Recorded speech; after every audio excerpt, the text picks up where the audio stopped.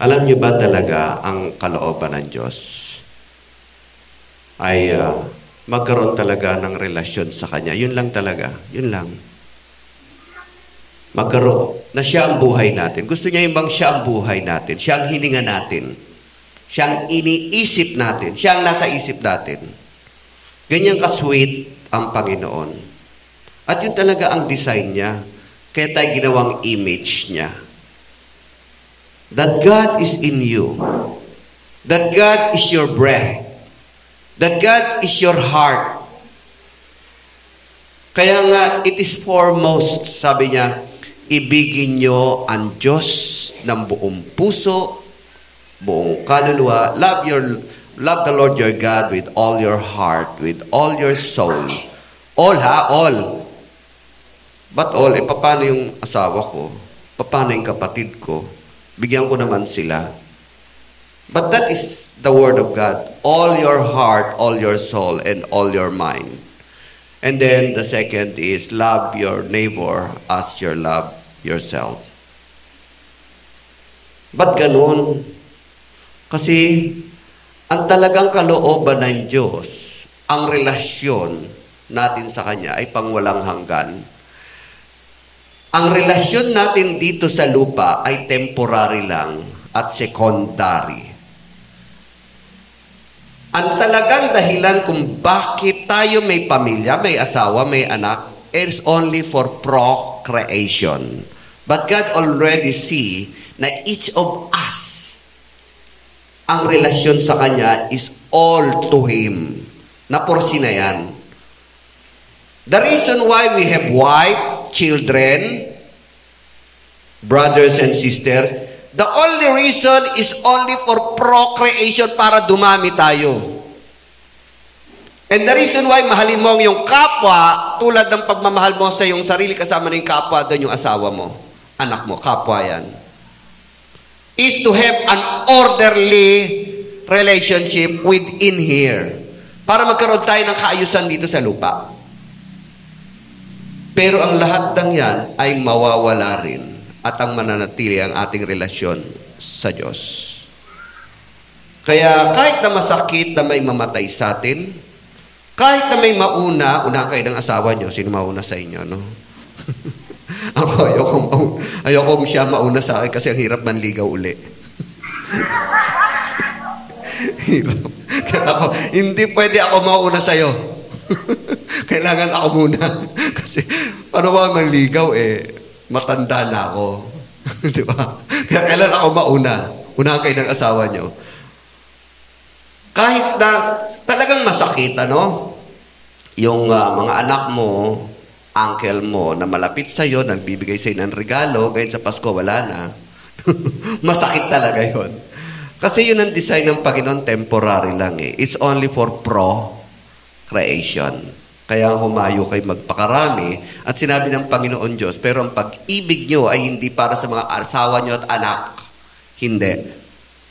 Ang pag-ibig nyo talaga pa rin, 100% ay sa Kanya lang. Pero mahalin mo ang iyong asawa tulad ng pagmamahal mo sa iyong sarili. Alagaan mo yung asawa tulad ng pag-aalaga mo sa iyong sarili. Yun talaga ang sabi niya. Mahalin mo ang iyong anak tulad ng pagmamahal mo sa iyong sarili.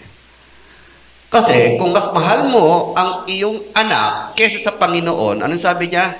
Hindi ka karapat-dapat sa Kanya. Rejected ka. Oo, apakabuti mong ama. Pero mas inuuna mo ang kasiyahan niyo bilang pamilya kaysa kasiyahan ng Diyos. Palagay niyo, magiging masaya kayo sa impyerno?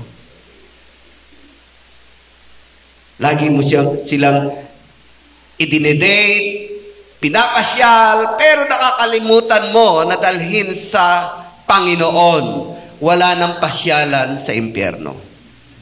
Maawa ka sa iyong mga anak. Maawa ka sa iyong sarili. Dalhin mo siya dito. Ito'y pangwalang hanggan, ino-offer na ng Diyos.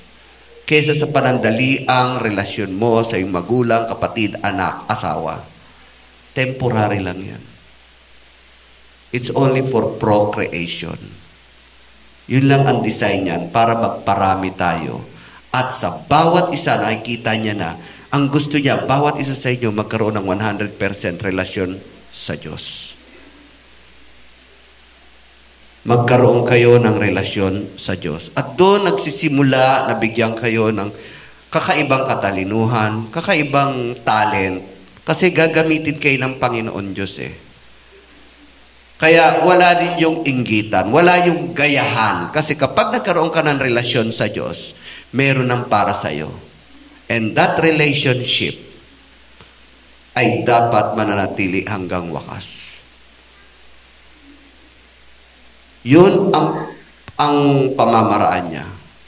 Kaya nga, kung may mauna man sa ating mga magulang, kapatid, kamag-anak, no? Isipin nyo na ang importante, meron kang relasyon sa Diyos at ang importante, nawa siya ay kaawaan ng Panginoon, makatanggap din sa Panginoon, meron din lugar siya sa Panginoon. And that's very important. At hinigitan ng Diyos ang pag-ibig niya kaysa sa ating mga magulang, kapatid, kamag-anak, sa kaibigan, sa best friend. Kaya sabi niya, wala nang higit pa sa pag-ibig na ialay niya ang kanyang sarili.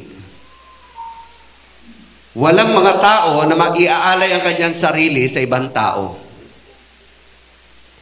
Maaari meron para sa mga kamag-anak mo, mahal mo sa buhay. Pero sabi niya, masigit pa ang binigay ng Diyos sa atin habang tayo'y malayo sa Kanya.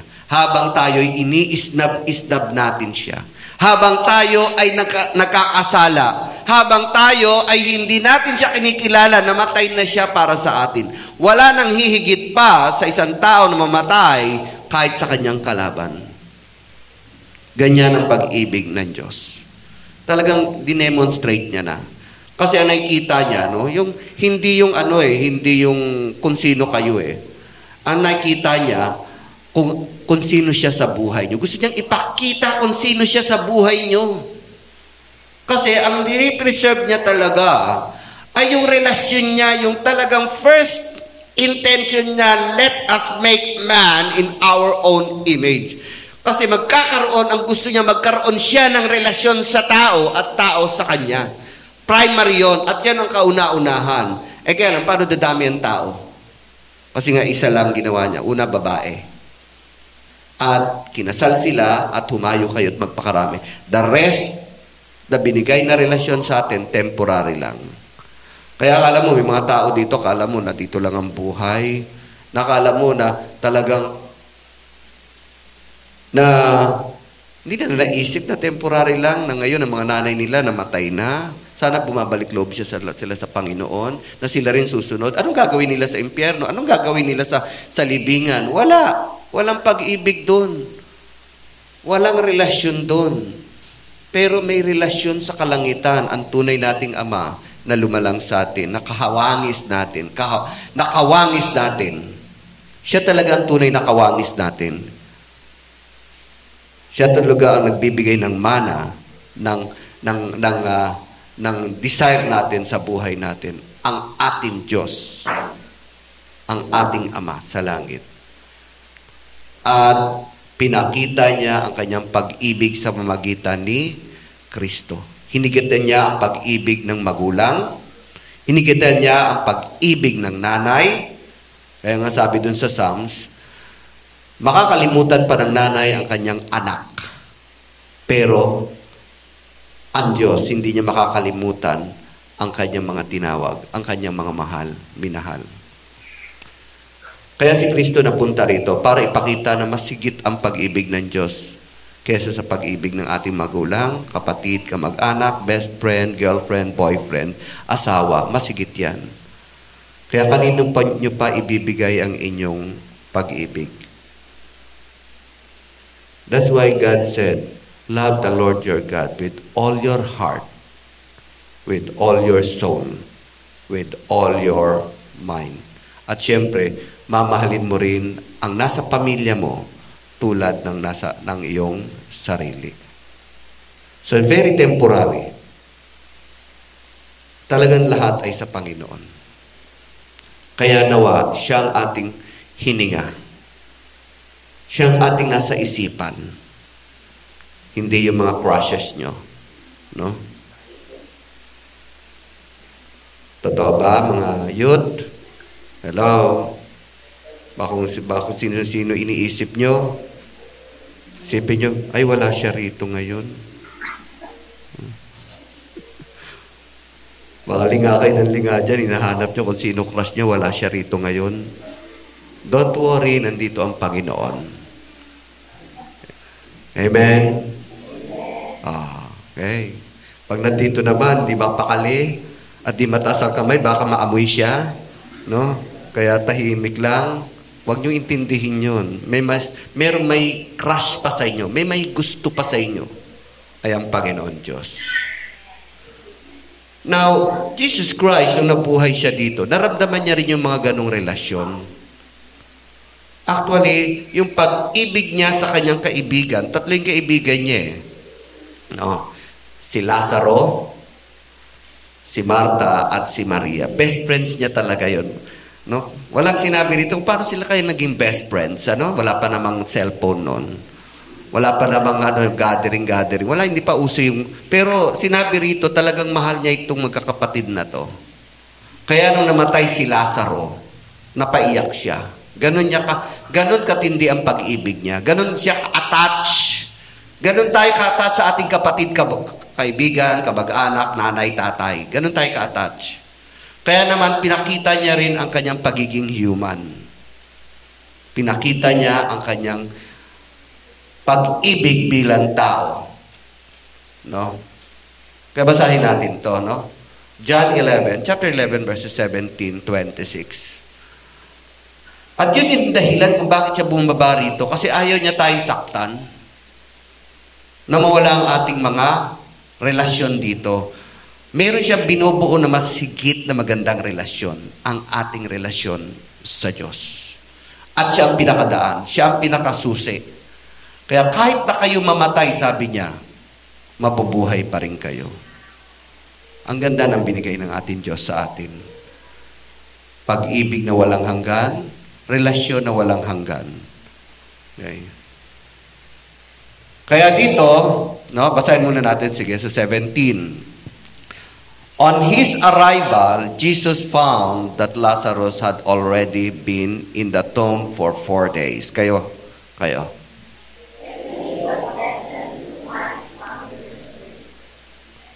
19. And many Jews had come to Martha and Mary to comfort them in the loss of their brother. Okay.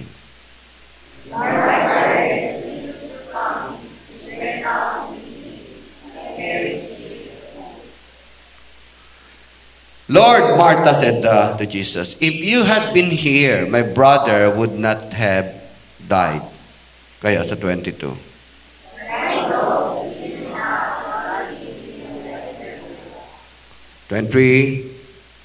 Jesus said to her, your brother will rise again.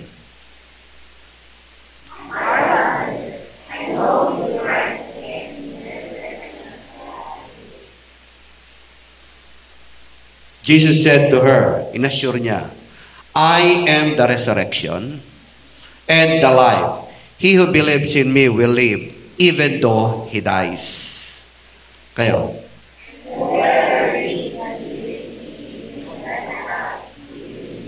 Amen. Alam niyo kaya gusto lang natin mabuhay dahil sa ating relasyon sa ating pamilya. Dahil sa mahal sa buhay. At alam ng Diyos yun. Kaya gusto natin mabuhay kasi gusto pa natin makita ang ating mga anak, kapatid, kamag-anak, mga friends. At alam ng Diyos yun. Kaya nga He assured, kahit na kayo mamatay, mabubuhay pa rin kayo. Para ba sinasabi niya, kahit kayo mamatay, meron pa rin kayong mas magandang relasyon. Okay. Tuloy natin. Saan ba ako natin ito? 26 lang? 26 na yon? Okay. And whoever lives, believe in me, will never die. Do you believe in this? Hindi kayo mamatay. Kasi ang Diyos na nagbibigay ng magandang relasyon ay sumasa inyo. Kaya mananatili ang inyong pag-ibig sa inyong kapwa, sa inyong mga magulang. Pero mas matindi ang ibibigay sa inyong pag-ibig ng Diyos sa atin. So, Jesus, actually ang background nito, no? Talagang alam niyang dapat mamatay na si si Lazarus. Kaya nga parang sinisipa niya si Marta eh. Kung nandito lang kayo, hindi mamatay si Lazarus. Kasi they believe Jesus Christ can heal. Marami na siyang testimony na pinamagagaling. Pero, nag-delay siya. Nung nabalitaan nila, wala pang telegrama, kaya mabagal. Sabi ganon, Panginoon, yung best friend nyo, mamamatay na. Pero actually, nung binabalita pa lang, mamamatay, at patay na yata. Kasi nga, ang tagal eh. Hindi ba tayo pupunta? Hindi, natutulog lang yon. Hindi ito aabot sa kanyang kapahamakan. So, nag-delay sila for another 3 days. So, 4 days na palang patay siya. Kaya nung bumalik sila, sabi gano'n, pupunta na tayo sa lugar ng aking best friend. But akala ko ayaw niyong pumunta doon. May sakit siya. Si Lazaro ay kailangan gisingin. Natutulog lang. Ganun lang pala. Natutulog lang. Hayaan mo siya gumising sa sarili niya. And then plainly he said, alam ni Jesus Christ, si Lazaro ay patay na. So, hindi sumama sila. No? And nung dumating si Jesus Christ, 4 na araw nalibing pala. Pero hindi muna siya nagpakita sa kila Marta. Tinawag niya kasi it was the purpose of God to show that He has the power over life. It is sinadya niya yon kasi gusto niyang ipakita ang kanyang kapangyarihan. Kaya sa buhay natin, alam nyo, ang Diyos talagang active pa rin kahit parang hindi siya gumagawa. Meron lang siyang plano, kinakalakit-lakit niya ang bawat bagay, except kung talagang kailangan na gumawa siya ng extraordinary or extra natural, supernatural, kung talagang kailangan na. But, ginagalang pa rin niya ang batas ng nature. Batas pa rin niya yan eh. So, the same way, hinintay niya muna itong 3 araw. Very natural. Kasi, gagawa naman siya ng supernatural. So, wait upon the will of God. Wait upon His way. Hindi lahat, porkit nakatikim kayo ng miracle, lahat na lang miracle na supernatural. Hindi naman ganon. But there is time for everything. Kaya dito, dahil siya wanted sa mga Hudyo, in fact, kaya nga ayaw niyang bumalik sa mga cities, baka siya hulihin. Kaya hindi rin siya pumunta sa syudad. Nagdoon lang siya sa libingan kasi nga wanted siya. Gusto na siyang hulihin. Gusto na siyang patayin. But it is the time to show to the world that He is not a prophet only. He is the Son of God. At gagawin niya itong bilang patotoo. Kung sino talaga siya at bakit siya sinugo ng Diyos. Kaya tinawag niya si Marta at tama-tama, may mga Hudyo na hindi mananampalataya, na mga tik-tik yun eh. Sumunod sa kanya at doon nag-perform siya ng miracle. Ang sabi niya, sinisipa siya ni Marta, Panginoon, kung nandito ka lang, hindi sana namatay si Lazaro. But He designed it kasi He want this time to show miracle. Kaya sa ating ministry, hindi lahat ng panahon laging may miracle. Pero may miracle na gagawin ng Diyos. Let us wait.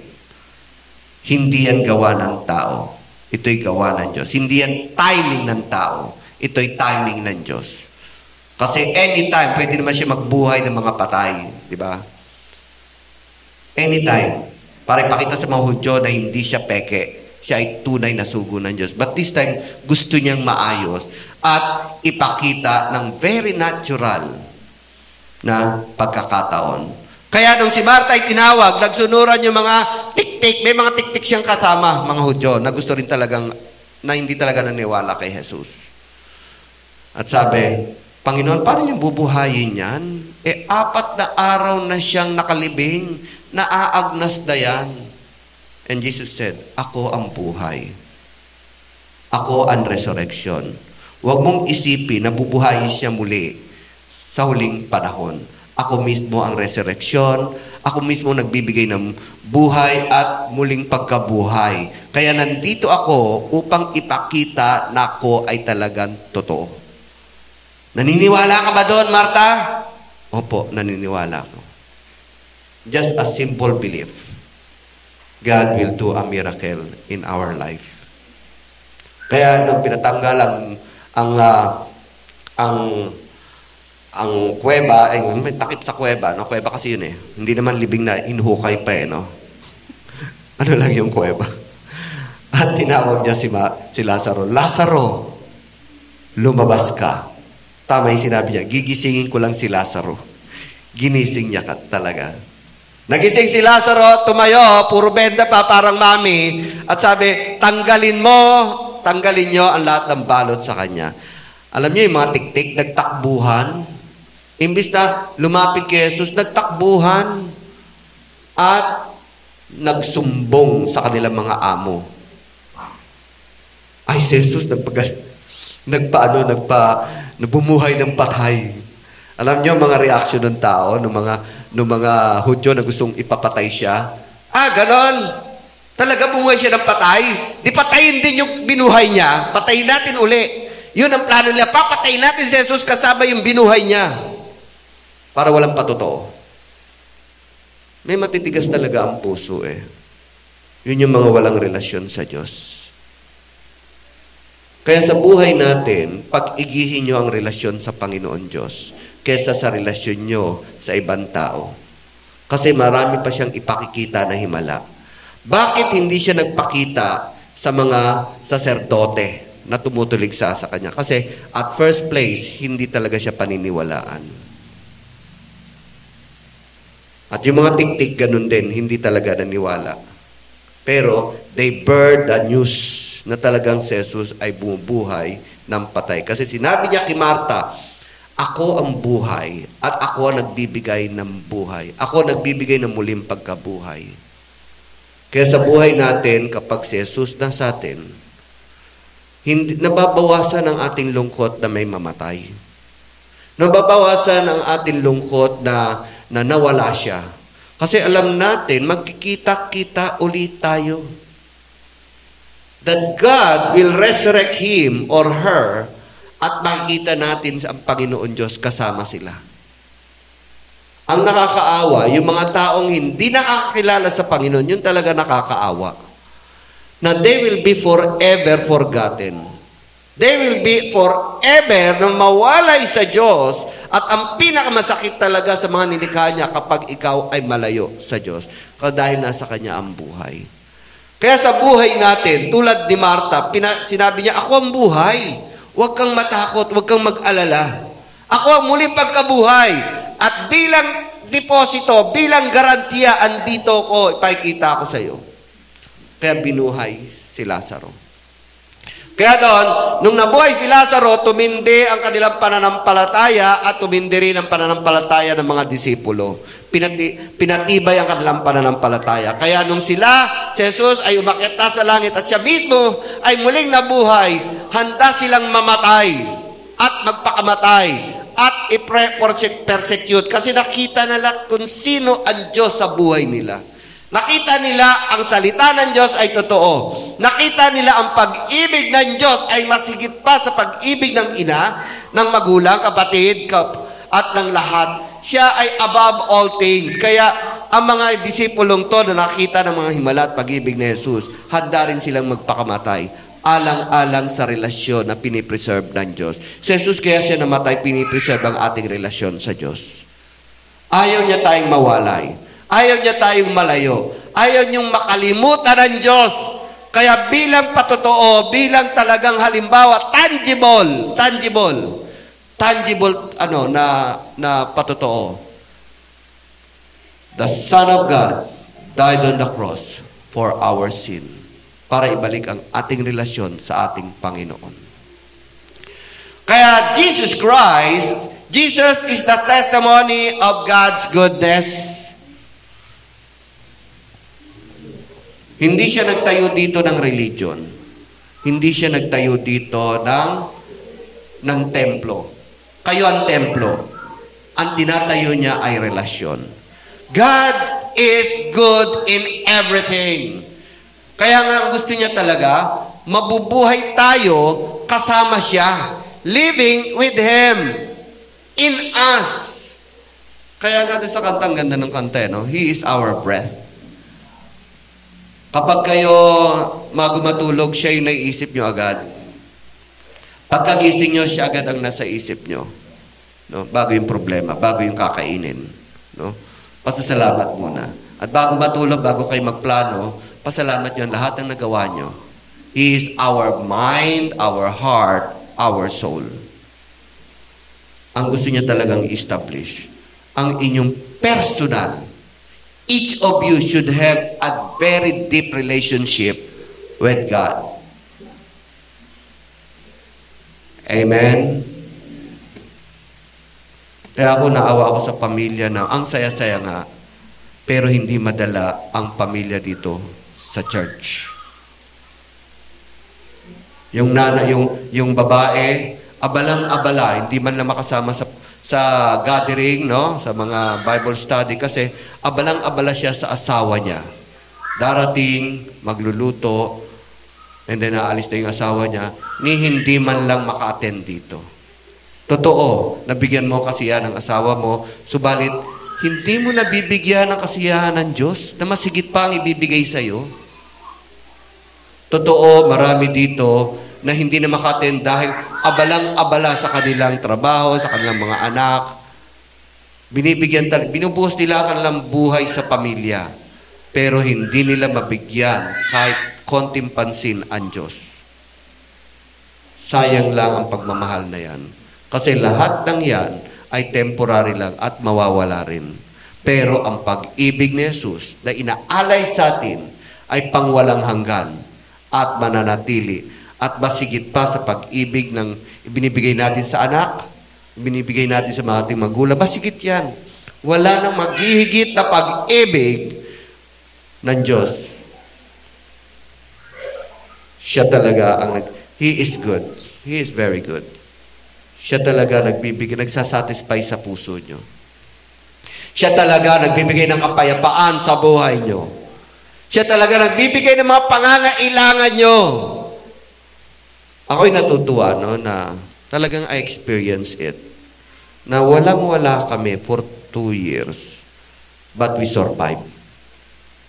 Then sa ministry, ganun din. Kaya hindi ganun kadali ang humingi ng church. Dito ko lang talaga na-realize, ay, nagawa ko yun. For 10 years, hatid sundo yung mga members.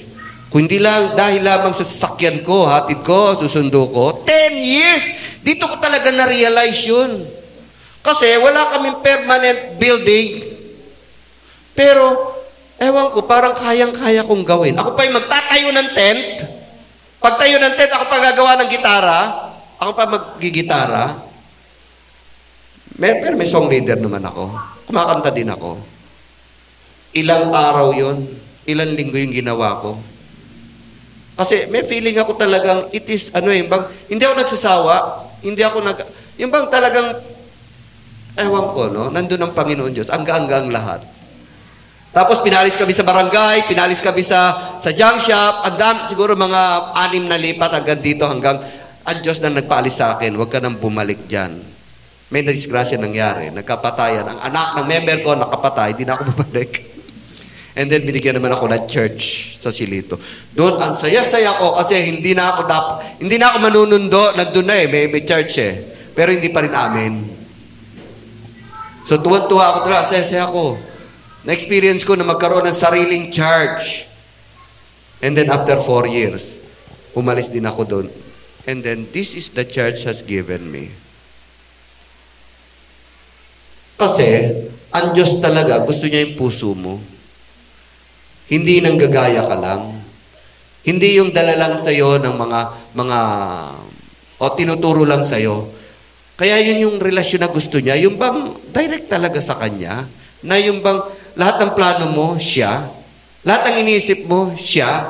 Lahat ng damdamin mo, siya.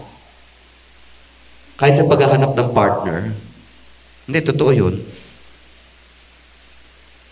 Nasabi ko na sa inyo, ilang beses ako nanligaw, wala akong napasagot. Hindi naman ako pangit. Wala talaga, wala. Kasi, pinrotek ako Meron siyang plano sa akin. Kasi at the beginning, nakita ko, there is life more than this. Kaya ako naging Kristiyano. May isang bata, mga 3 years old. Ganyan kalapit. Ang sakit mamatayan ng gano'n, ano? Nahawa ko sa nanay, sa tatay, iyak ng iyak, naglalampisaw nung ibababa na yung bata. Nakilibing ako. Hindi ko alam kung sino yung wala lang, yung bata, layas yan eh. No? Kung saan, hindi mo alam kung saan pupunta, basta ng barkada, nandun ka rin eh. At nung nandun pala, libingan pala yung pupunta namin. Kasi sakay ng jeep, sakay din ako. Yung pala, ano yun, libingan. Ililibing. Nakita ko yung nanay kung paano umiyak. Masakit sa kanya mawala ang kanyang anak. Nakita ko yung tatay, ganun din. Nakita ko yung bata, ibinababa, 3 years old. Doon nagsimula ang takot ko sa Diyos. Doon ako naghanap ng Diyos. Hindi ganito ang buhay. Ayoko nito. Ako rin ilalibing doon. Parang unfair talaga. No, binuhay ka tapos sasaktan ka lang. Sasaktan ka lang, masasaktan ka talaga. And that was the start of my, yung naghanap talaga ako ng Diyos. Naghanap ako ng Panginoon. Hanggang madala ko sa pagiging Kristiyano. Nagkaroon na ako ng takot sa Diyos. Nagkaroon ako ng dissatisfaction dito sa relasyon sa lupa. Ayoko ng ganon, sasaktan ka rin lang pala. And I look for a better, stronger, and eternal relationship. And I found it in God. The same way with Jesus Christ. Kaya niya lang binuhay si Lazaro, no? Kasi gusto niya ipakita na siya yung nagbibigay ng buhay. Gusto niyo mabuhay kasi gusto niyo makita ang inyong relasyon dito sa lupa. Pero yan ay temporary lang. Ganun pa man, may masigit pa siyang binibigay. Siya mismo ang buhay, siya rin ang nagbibigay ng walang hanggang buhay. Jesus is a testimony of God's goodness. Wala nang iba. Kaya kung maghanap din lang kayo ng magandang relasyon, ang relasyon sa Diyos ang hanapin nyo. Kung maghanap din lang kayo ng magandang buhay, ang buhay ni Jesus na inalok sa inyo ang hanapin nyo. He is the life, sabi niya. Ako ang buhay. At ako nagbibigay ng buhay. Jesus is the life and resurrection. Kaya, maganda talaga sa mga Kristiyano, nalilesen yung sakit na mamatayan ka. Bagamat masakit pa rin, pero, alam mo na ang iyong anak ay mga magulang, na kayo'y sama-sama sa Panginoon, buhay pa rin yung mga yan. Nung ang mami ko namatay, alam kong parang wala lang, parang hindi ako talaga nasaktan, mami ko namatay. No. Lahat sila nag-iyakan. Si Glenn umiyak, nagtampisaw. Pero ako, ang feeling ko, alam ko nandyan lang siya. Hindi talaga siya patay. Kaya gusto ko itay sarili ko kung hindi talaga ako maiiyak. Pero masakit din pala. Kasi nung binababa na sa yung ataol niya sa barko, naawa ako, kaya ako naiiyak. Kasi usually, pag bababa ng barko, buhay yan. Nakakaway pa. Oy, sunduin niyo na ako. Pero ngayon nakita ko, alam ko nandun siya sa ataol. Ang naramdaman ko yung awa sa kanya. Naawa talaga ako. Gusto kong umiyak pero pinigilan ko. Kasi alam ko, buhay siya. Pero hindi ko na mapigilan na ako'y maiyak nung nagkaroon na ng eulogy. Kasi nandun, talagang sumambulat na ako. Kala ko hindi ako iiyak. Kasi nandun yung sakit. Nandun pa rin talaga. But God is offering us a better relationship with God. Kaya nung umiyak na ako, yan, na-release na. Wala na. Ganun lang naman kasimple. Hindi yung para bang hindi ka makamove on, 1 linggo, 1 buwan, meron pa nga 1 taon, nangayayat na, nagkasakit na. Para akala mo ang buhay dito lang sa lupa. Para akala mo ang relasyon sa Kanya lang. Hindi ganon. Alisin natin yon, ang buhay at ang relasyon dito lang hindi lamang dito sa lupa. God is offering a better relationship with God. At kapag may matindi at maganda at matibay na relasyon kayo sa Panginoong Jesus, ang lahat ng mga masakit na relasyong madadanas nyo, nalilesen. Hindi ko naman sinasabing nawawala, nalilesen. Kasi alam nyo, ang Diyos ay may mas magandang plano maging sa mga namatay. Jesus is the life. Jesus is the builder of our relationship to God. Nung sinabi niyang, John 14:6, basahin natin. Jesus is the builder of our relationship with God. John 14:6. John 14:6. I am the way, the truth, and the life. Hindi kayo makakapunta sa Ama, hindi kayo magkakaroon ng relasyon sa Diyos Ama, unless sa magitan ko. Hindi pagpasok ha, pagtanggap sa Kanya. Kasi ang relasyon pagtanggap naman, hindi naman pagpasok eh. Paano mo tanggapin ang iyong kaibigan? Di ba tinatanggap mo siya bilang kaibigan?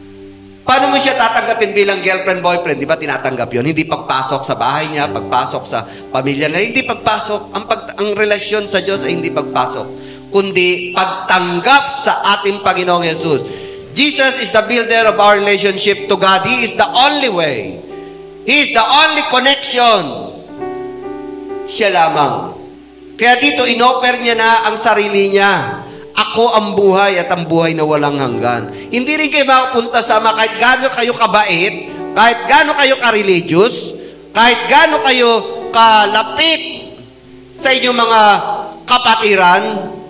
It's only God. It's only Jesus Christ. He is the only way. Siya'y talaga nagbubuo ng ating relasyon sa ating Diyos Ama. At ngayon, gusto kong idagdag to para maging matibay ang inyong relasyon sa inyong asawa. Lagi kong sinasabi sa kasal, there must be a love triangle. This is the only love triangle allows. Mahalin yung dalawa ang Diyos at magmahalan kayo sa isa't isa. Triangle yan. Pero huwag kayong gagawa ng ibang love triangle sa ibang tao. It is only you two loving God and love each other. At ganoon din sa pamilya. Kapag ang inyong pamilya wala si Jesus, mahuna ang inyong pamilya. Mahuna. Hindi matibay. Pero kapag namamagitan, nasa gitna nyo si Jesus sa inyong pamilya, maganda ang samahan. May unawaan, may kapatawaran. Mayroong pagmamahalan kasi ang pag-ibig ng Diyos ay sumasa inyo. He is the builder of relationship. Your life is in Christ. And lastly, in Colossians 3:3, ito pinahayag talaga. Alam niyo ba ang buhay niyo nakatago na kay Jesus? Kaya huwag niyo nang hanapin yan sa ibang tao. Pakibuksan nga, Colossians 3:3. Colossians 3:3. Colossians 3:3. For you died and your life is now hidden with Christ in God. Ang talagang buhay nyo, ang kasiyahan nyo, ang inyong pangarap, ang inyong naisin, hanapin nyo kay Jesus. Huwag sa ibang tao. Huwag sa profesyon. Huwag sa mga ibang organisasyon, kundi na kay Jesus lang. Siya talaga nag-build ng ating magandang relasyon sa Diyos at siya rin nag-build ng magandang relasyon sa bawat isa sa atin. Tayong lahat magsitayo. Praise God.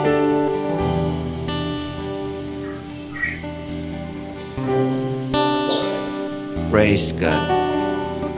He is very much alive. Si Jesus ay talagang buhay na buhay. At ngayon, ang banal na Espiritu na sumasa atin, ang Espiritu na kanyang sinusugo sa buhay ng bawat isa upang magpatotoo na siya'y buhay, na siya'y muling nabuhay, ang siyang nagbibigay sa inyo ng kapayapaan, ang siyang nagbibigay sa inyo ng kalakasan, ang siyang nagbibigay sa inyo at tumatanggap ng mga panalangin nyo sa ating Diyos Ama. Kaya naman, pagtibayin nyo ang inyong relasyon sa Diyos at pagtitibayin niya ang inyong relasyon sa Kanya at sa iyong mga mahal sa buhay dito sa lupa. Panginoon, salamat o Diyos. Ikaw ang tunay na buhay. Ikaw ang tunay na magandang relasyon at mabuti. Ikaw lamang ang nakakaalam. Kaya naman sa oras na to, Panginoon, Lord God, matuto sila, Lord God, na Ikaw ang kanilang maging hininga. Ikaw ang kanilang magiging isipan. Ikaw ang kanilang magiging damdamin. Lord God, salamat sa pagsakripisyo ni Jesus. Salamat kay Jesus, O Diyos. Ikaw ang aming buhay. Ikaw ang aming hininga. Ikaw ang aming pagkain. And we are lost without you. At Lord, basbasan niyo ang bawat isa. Basbasan niyo ng inyong pag-ibig, ng inyong presensya, ng inyong grasya, bawat isa. Puspusin sila ng inyong presensya, Panginoon. At madama nila ang inyong pagmamahal, ang inyong gabay, ang inyong kapangyarihan. Sa pangalan ni Jesus. Amen. Amen.